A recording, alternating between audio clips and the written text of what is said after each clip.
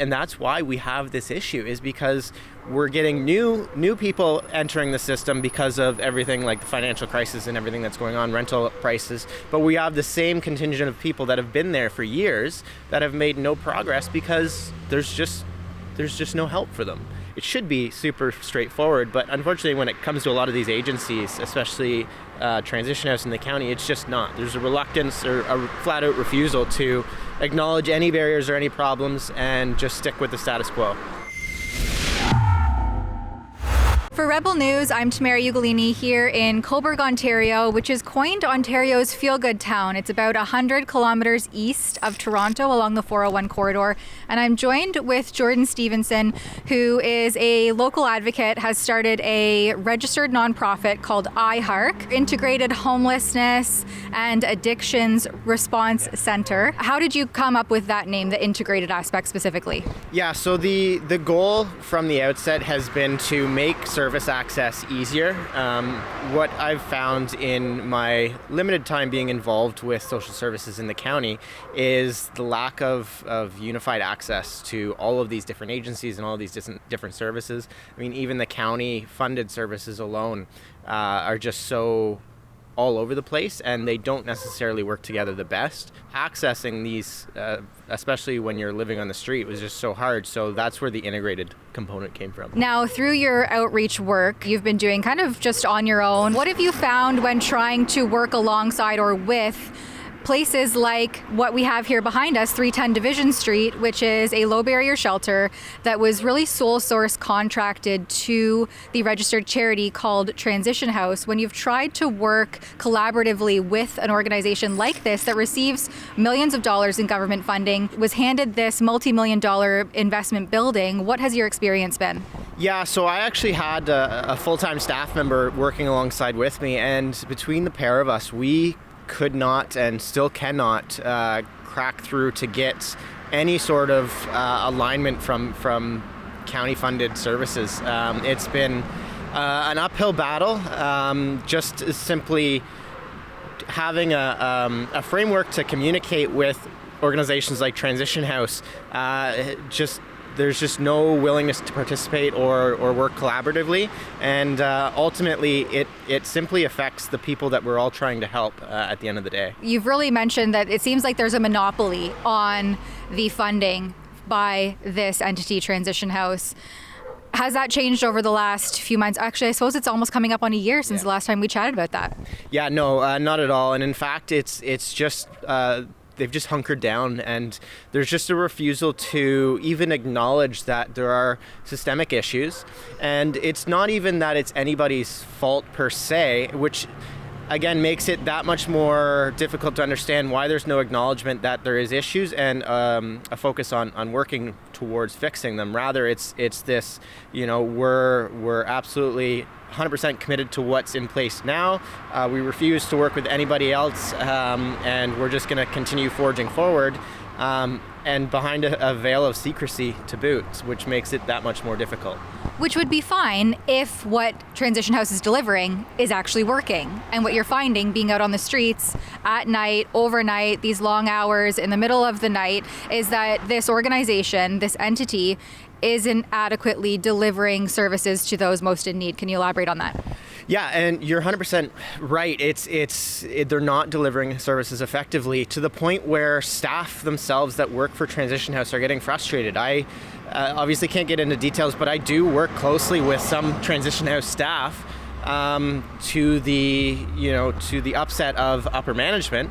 But we work collaboratively, and we're able to help people on a case-by-case basis, and they themselves are absolutely beside, like they're confused, because they then get in trouble if they ever work with me or work with another agency, despite there being no problem with it, and an actual ends up being a benefit to the client. It makes no sense. And again, when you have your staff that are working for you questioning why and making it themselves feel like it's just nothing but a grudge against any other service provider, that you really have to look in the mirror and ask, are they really out or in this to help other people? And fast track all of that over the last year and a half, 2 years that this has really been wreaking havoc on the local community, because that's what it really boils down to, is the people within the vicinity of this neighborhood. There's an elementary school just 2 blocks away, the downtown core, between businesses, the neighborhood, the community members. They are fed up with the repeated unprofessionalism, from what I gather, of transition houses process. It's one thing, like I said, like this, the town says, oh yeah, we got all these services and available. It's one thing to say, well, here's the bed, see ya, without any follow-up, without any seeing what these people actually need. And now fast track to just last week, when you were trying to provide outreach to an individual and do an intake form for a local program that actually sees people transfer into addictions treatment. What happened there? Yeah, so we actually already did the intake. So this program provides community-funded treatment at a local facility for those facing drug addiction. 100% free. We just got access to the intake process. So we did it because we weren't provided a space in Transition House. We asked. They wouldn't provide us any office space, so I did it in our outreach truck. They were able to then get accepted within the span of 48 hours. They were told that they had a spot. And so we were just doing final preparations together on the picnic table outside, and then security came out and said that we had no business being on the property and that we had to leave. There was no reason given or anything like that. It was just see you later. Well, and this is an entity that, claims to want to meet people where they're at. And here you are attempting to do just that. You've facilitated a treatment space for an individual. Meanwhile, what is Transition House doing? Good question. These are the things that, especially during the day, are so simple if they had just put in the effort and truly cared about these individuals, but they don't. And it's just this cycle of the same people remaining in the system year after year, and it's just unfortunate. And that's why we have this issue, is because we're getting new people entering the system because of everything like the financial crisis and everything that's going on, rental prices, but we have the same contingent of people that have been there for years that have made no progress because there's just no help for them. We spoke to people when the encampment, which has now been sort of dissipated throughout the community with the sale of the Brookside property, where they stated on camera, we've tried to get help from these health bureaucrats at places like the hospital, places like Transition House, and they're on perpetual wait lists, and there just seems to be roadblocks every which way. If I can get into a rehab as fast as possible, I'd be living my best life, but because I have to wait so long, and my worker is Morgan, who doesn't do her job. Who's Morgan? Morgan, I think her last name's Emerson. She never signed me up for rehab. I think I asked at the beginning of summer. It's now August. And meanwhile, you step in just as a normal community member who's concerned. And how many treatment spaces have you already facilitated? So right now we're at 2. We are working with the facility and the Cobourg police and the hospital team that are the ones that facilitated the creation of the program, just because it's not anything that we created, so we don't want to necessarily step on toes or anything of that nature. But we are going to be talking to them Monday about how we can make this better, because it's just been like we had 2 people enter the program within the span of a week, which means the beds were just sitting empty. So obviously there's something wrong, and now I'm not saying it's their fault, like especially when the police are trying to create this program in conjunction with the health or the hospital. The intake was being done at the police station, and the 2 people that we talked to didn't want to go to the police station to do that intake, so that presented a barrier. So we did the intakes outside of the police station, and boom, they were good to go. But so helping and working on those types of things, it should be super straightforward, but unfortunately when it comes to a lot of these agencies, especially Transition House in the county, it's just not. There's a reluctance or a flat out refusal to acknowledge any barriers or any problems and just stick with the status quo. So it's a bit confusing, but Transition House resides in Cobourg, the town of Cobourg, but it's actually the upper tier municipality, Northumberland County, who's responsible for service delivery and funding and so on. And we had the CAO of Northumberland County go on record saying that since the opening of 310 Division, and the ground floor is open, with what I gather are lazy boys as shelter space for people seeking overnight safe places to rest. best and they can't actually sleep in them. But regardless, this is what they have available. She claimed that there have been no concerns from the community since they expanded operation to this location. What are you finding on the ground? That's absolutely false. As part of the program that we run, we don't just address concerns of those living homeless or facing addiction issues. We also address concerns of community members in what I like to coin as holistic or community-based harm reduction. So it's harm reduction should involve reducing the harm not just faced by those living homeless, but also the impacts faced by people that have to deal with the issues overall. And so we've heard of multiple issues of people facing an increase of incidents regarding the move to 310, which was bound to happen. And again, just the denial that they don't exist doesn't fix the problems. It doesn't make them go away.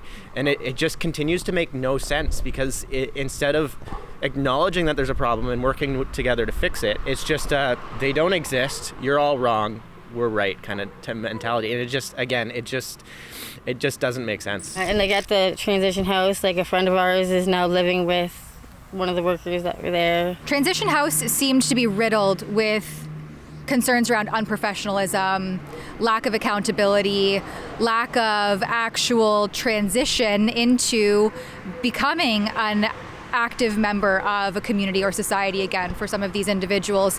And yet they've been rewarded by the county and the province with additional funding and this building to expand their operations. There was a council meeting a few weeks back where one of the transition representatives was basically crying when they were being queried on whether or not they were abiding by basic rules and regulations like their fire code, their legal capacity limits, et cetera, et cetera. We at Transition House, the board of directors at Transition House and the staff at Transition House, our primary care is that the residents that are there are living, that are safe, and that they have a safe place to be. And despite not having answers to those questions over the last decade plus that they've been in operation, they've been rewarded with this expansion.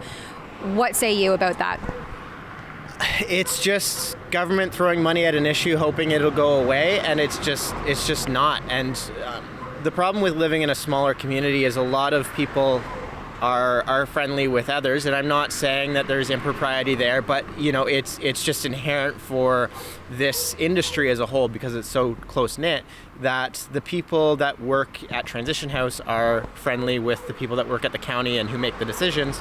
And so there's an inherent desire to keep everything the same because everybody's comfortable with each other, everybody likes each other, and so there's no desire to change. And the fact that there's no accountability, again, it does nothing but hurt the people that we're trying to help.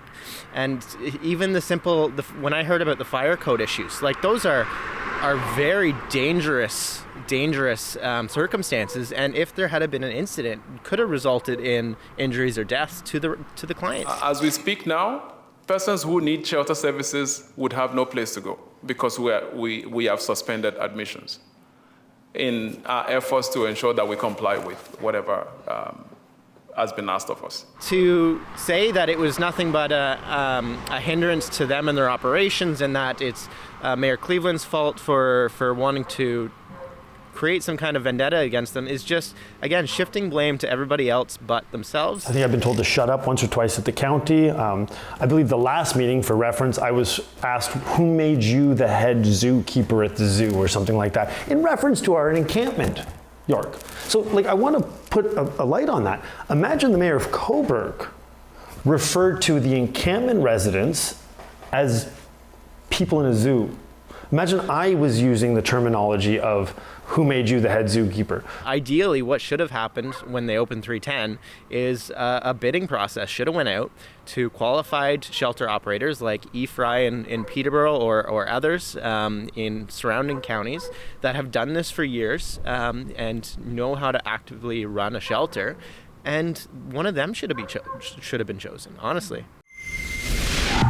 I've reached out to both Transition House and Northumberland County to get their comment on the contents of this report, and I've also filed for access to information documents in an attempt to capture the community feedback of 310 Division and the expansion of operation of Transition House. I've done so at rebelinvestigates.com. At that special website, you can help to offset the filing fees associated with this request, and you can also stay up to date on future reports. To support this work and stay up to date, head over to rebelinvestigates.com. Thanks for your support and stay tuned.